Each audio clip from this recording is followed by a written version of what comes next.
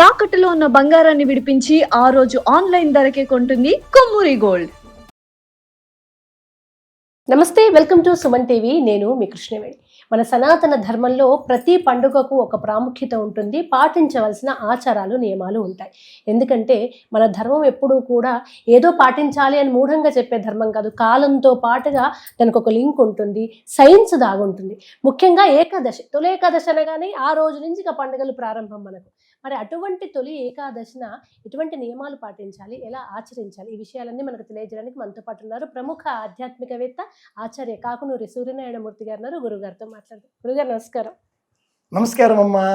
గురువుగారు, తొలి ఏకాదశి అన్ని పండుగలకు ఇంట్లో ఆడవాళ్ళు అయితే బాగా ఉత్సాహంగా తెలుసుకోవాలని చూస్తూ ఉంటారు కదా. తొలి ఏకాదశి పండుగ రోజు గృహిణులు లేదా ఇంట్లో మగవాళ్ళైనా పిల్లలైనా పాటించవలసిన నియమాలు ఏంటి, ఎలా పూజ చేసుకోవాలి, ఏం చేయాలి? తొలి ఏకాదశి, ఆషాఢ శుద్ధ ఏకాదశి, తొలి ఏకాదశి. విష్ణవే నమః, విష్ణవే నమః, విష్ణవే నమః. ఇంతే పూజ. కావలసిందల్లా మానసికమైనటువంటి అనుబంధం. భగవంతుడితో మనకు సదా మానసికమైనటువంటి అనుబంధం ఉండాలి.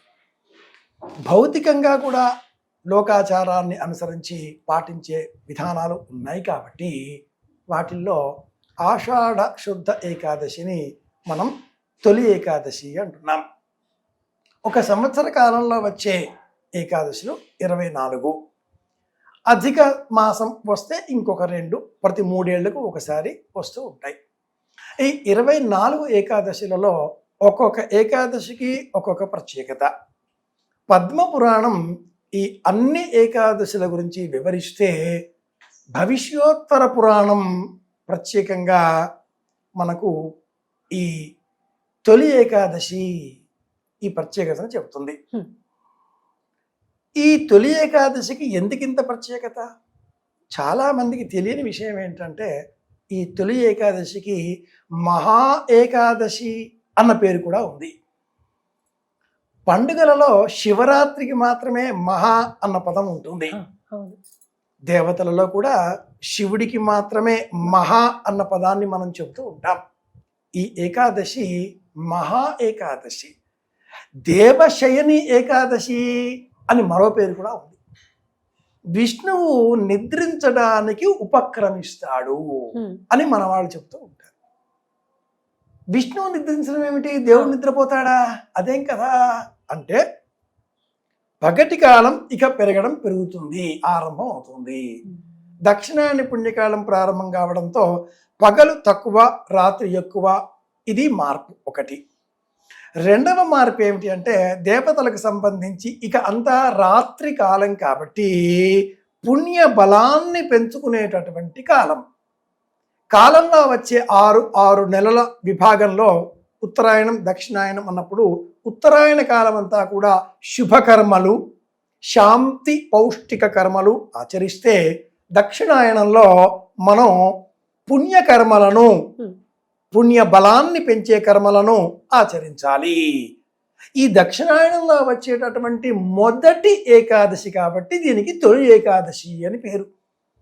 విష్ణువు మన దేహంలో ఉండేటటువంటి చైతన్యం, ప్రాణశక్తి. విశ్వస్మే నమః, విష్ణవే నమః, వషట్కారాయ నమః అని చెబుతూ ఉంటాం కదా. విశ్వం విష్ణు వషట్కారో. విష్ణువు కంటే ముందు ఉన్న పదం విశ్వస్మై నమః. లోకమంతా కూడా విశ్వస్వరూపమే. ఈ భూమి పేరు వసుమతి. ఈ నేపథ్యంలో మనం దేవశయని ఏకాదశి, ఆషాఢ శుద్ధ ఏకాదశి, తొలి ఏకాదశి కనుక కన్నులు మూసుకొని మనలో ఉండే ఆ అంతశ్చైతన్యాన్ని, పరమాత్మ స్వరూపాన్ని, విష్ణు స్వరూపాన్ని గుర్తించే ప్రయత్నానికి శ్రీకారం చుట్టాలి.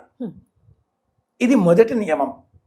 రెండవది, ఈ భవిష్యోత్తర పురాణంలో కృష్ణుడు, ధర్మరాజు ఈ ఇద్దరి సంవాదం 179 శ్లోకాలలో కృష్ణ యుధిష్ఠిర సంవాదం అన్న పేరిట దేవశయని ఏకాదశి గురించి ఎన్నో విషయాలు సవివరంగా ధర్మరాజు అడగడం, కృష్ణ పరమాత్ముడు చెప్పడం ఇలా ఉంటాయి.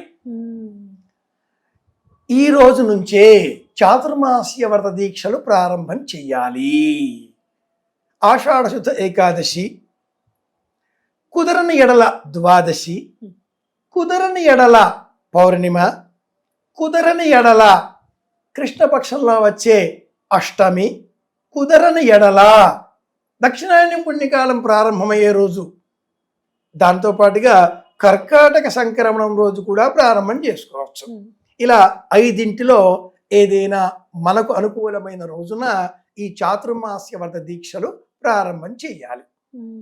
ఆషాఢ శుద్ధ ఏకాదశి నుంచి శ్రావణ శుద్ధ ఏకాదశి వరకు మొదటి పాదం. ఈ మొదటి నెలలో ఆకుకూరలు తినకూడదు. శ్రావణ శుద్ధ ఏకాదశి నుంచి భాద్రపద శుద్ధ ఏకాదశి వరకు రెండవ పాదం. ఇందులో పెరుగు స్వీకరించకూడదు. అలాగే భాద్రపద శుద్ధ ఏకాదశి నుంచి ఆశ్వేజ శుద్ధ ఏకాదశి వరకు పాలు స్వీకరించకూడదు. 4వది ఆశ్వేజ శుద్ధ ఏకాదశి నుంచి కార్తీక శుద్ధ ఏకాదశి వరకు పప్పు ధాన్యాలు తినకూడదు. ఇవి 4 నెలలకు సంబంధించిన నియమాలు.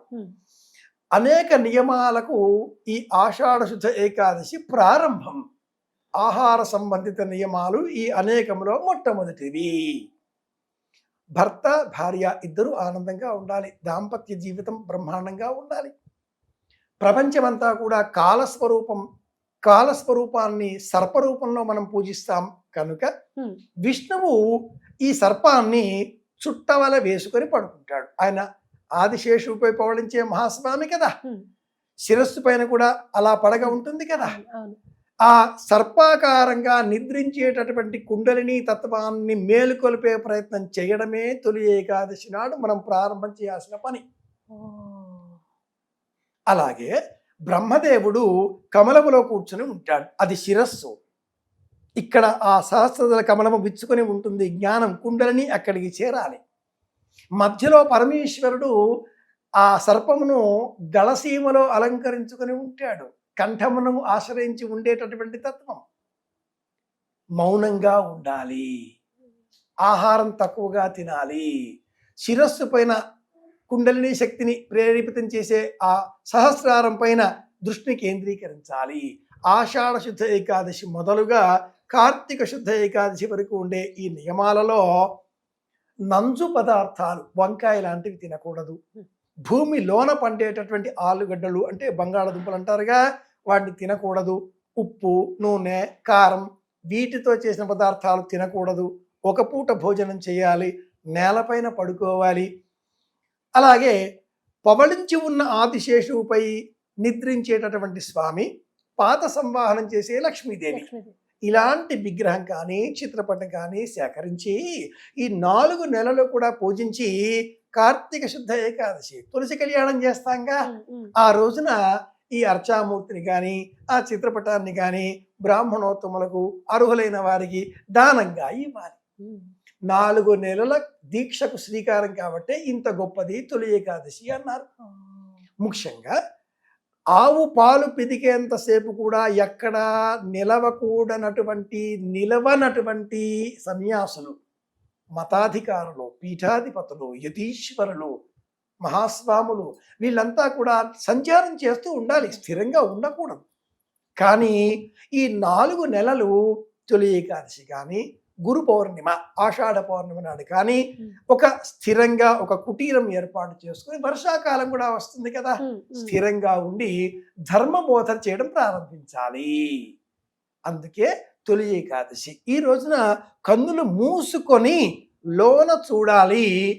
కార్తీక శుద్ధ ఏకాదశి నాడు వైకుంఠ ఏకాదశి. ఆ రోజున ఆకాశం చూడాలి, ఉత్తర ద్వార దర్శనం అని. ఇంత కథ ఈ రెండింటికి. ఇది గురుగారు, మిమ్మల్ని తప్ప ఇంకొకరిని అడగలేని ఒక ప్రశ్న ఉంటుంది. నైవేద్యాల మీద మీరు సపరేట్గా అసలు రచించారు కూడా కదా. చాలా మంది గృహిణులు వీడియో చూస్తుంటారు. ఏకాదశి రోజు పూజ చేసుకుంటారు వాళ్ళకి తోచినట్టుగా. ఏ నైవేద్యం సమర్పించడం మంచిది? వాయు పురాణంలో ఈ ఏకాదశి వ్రతాన్ని ఎలా పాటించాలో చెప్పబడి ఉంది. నక్తం హవిష్య అన్న మనోదనం వా ఫలం తిలాహ క్షీరం అథ అంబువు అంటే నీళ్లు, ఆజ్యం అంటే నెయ్యి, యత్పంచగవ్యం యది వాపి వాజు ప్రశస్తమత్తోత్తరముత్తరంచ. శ్లోకాలు మంత్రాలు చాలా పురాణాల్లో ఉంటాయి, అర్థం చేసుకోవాలిగా. మనం అర్థం చేసుకుందాం. ఉపవాసం అంటే పరమాత్మను గురించిన ఆలోచనలతో పరమాత్మకు దగ్గరగా ఉండే ప్రయత్నం చేయడం, ఇది ముఖ్యం. అంతేగాని పటం, కలశం లేదా విగ్రహం లేదా ఇంకేదో రూపంలో యంత్రం అని చెప్పు అలా ఏర్పాటు చేసి దీపాలు, ధూపాలు, అగరత్తులు, నైవేద్య, ఇక్కడ నైవేద్యాలు అండర్లైన్ చేద్దాం. అన్ని వ్రతాలు ఒకటి, ఏకాదశి వ్రతం ఒకటి. ఏమి తినకపోతే ఏకాదశి, ఇల్లే వైకుంఠం, కడిపే కైలాసం అని మన వాళ్ళు అంటూ ఉంటారు. అవును. ఎందుకు ఇలా వచ్చింది అంటే ఏకాదశి ఉపవాస వ్రతం, ఉపసమీపే, పరమాత్మ ఆలోచనలకు దగ్గరగా ఉండడం. బాగానే ఉంది, ఉంటామండి. కానీ మాత్రలు వేసుకోవాలి, ఉద్యోగాలు చేయాలి, పని చేసుకోవాలి. ఈ వ్రతాలు, పూజలు, నోములు అంటూ పుదస్తమాన ఉపవాసాలతో ఉంటే పడిపోయేటట్టుగా అయితే అధికారి, ఆఫీసర్ ఇంట్లో ఉండమ్మా అంటాడు. అలా కుదరదుగా. అవును. కాబట్టి శరీరం పడిపోకుండా ఉండేంత పదార్థం తింటే దోషం లేదు అని వాయు పురాణం చెబుతుంది. పరమాత్మ ఆలోచనలకు దగ్గరగా ఉండాలి. అలాగే పదార్థాల కుంభాలు కాకుండా పదార్థం శరీరం పడిపోకుండా ఉన్న ప్రమాణంలో ఒక్కసారి కాసింత తీసుకొని ఉపవాసాన్ని కొనసాగించవచ్చు. అది ఎలా? గ్లాసు నీళ్లలో తులసి దళం వేసి ఆ నీరు త్రాగితే దోషం లేదు.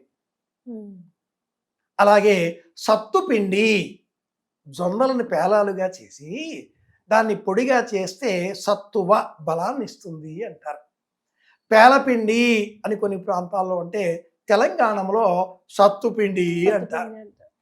దీంట్లో మజ్జిగ, పాలు వేసుకొని లేదా బెల్లం కలుపుకొని ఇలా ప్రాంత ఆచారాలలో పేలాల పిండి ఏకాదశి ఒక పేరు, ఒక ప్రసిద్ధం.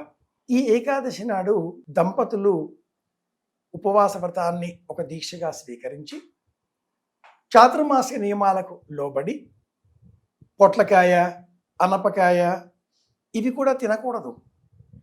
అలాగే అభ్యంగన స్నానం చేయకూడదు, తలంటుకోవడాలు అవి ఉండవు.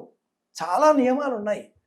కొందరు పాదరక్షలు వేసుకోకపోవడం, ఒక్కొక్కరు ఒక్కో విధమైనటువంటి నియమాలు స్వీకరిస్తూ ఆ నియమాలను అనుసరిస్తూ ఉంటారు. నైవేద్యం అన్న సందేహం వచ్చినప్పుడు నీటిలో తులసి దళం వేసి త్రాగవచ్చు. అలాగే అత్యసరు, పెసరపప్పు, బియ్యం కలిపి పులగంగా వంటకం చేసి ఆ పులగం తినవచ్చు. గంజి వార్చని అన్నం, ఒక్కసారి పాలు, పళ్ళు, తేనె, పంచామృతం వీటిని స్వీకరించవచ్చు. శరీరం పడిపోకుండా ఏ పదార్థం తిన్నా ఈశ్వరా నీవే అంటూ, ఇది నీ దయ అంటూ తీసుకుంటే దోషమేమీ లేదు. మందులు వేసుకుంటాం, అలాగే ఉద్యోగాలకు వెళ్ళాలి, ఇంకా చాలా వ్యవహారాలు ఆనాటి కాలంలో ఉన్నట్లుగా మన జీవితం లేదు కనుక ఇలాంటి మినహాయింపును వాయు పురాణం మనకు అందిస్తుంది. ఇది విషయం. ధన్యవాదాలు గురుగారు. కృష్ణార్పణం.